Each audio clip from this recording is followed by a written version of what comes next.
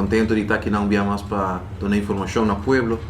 Agora tem três tópicos. O primeiro tópico que eu quero cobrir também tocante de uma expressão que o ministro Ursula Arens faz em uma reunião no público que nós estamos tendo ultimamente.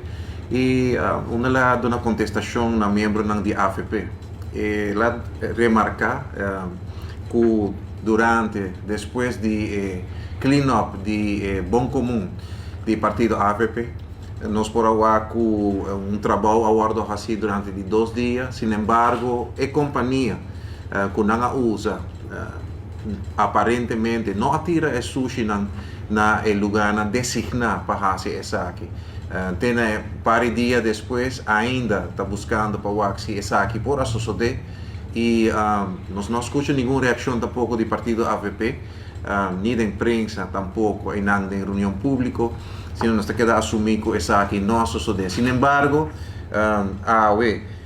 me está entregando 5 perguntas na ministra Ursula Arens, que está encarregada com a parte de natureza. Então, passina aí também urge uma investigação. Não sabe se que não está bezig para look into the matter, mas não está bezig. Então, passina aí não pode ir aqui com a suceder com o sushi aqui.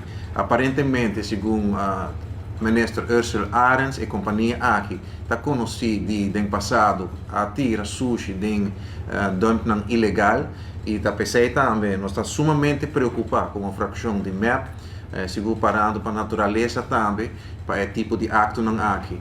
E está bastante condenável também, para nós poder com uma ação de pique sushi, que é algo positivo, pero que na final acaba e esse tipo de coisa não aqui está sucedendo.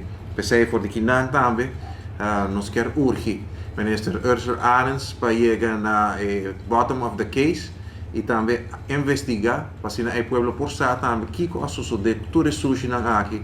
E naturalmente nós esperamos que isso aqui não vai tirar de dump ilegal, pero que toch por aí chega para processar na lugar designado para lei.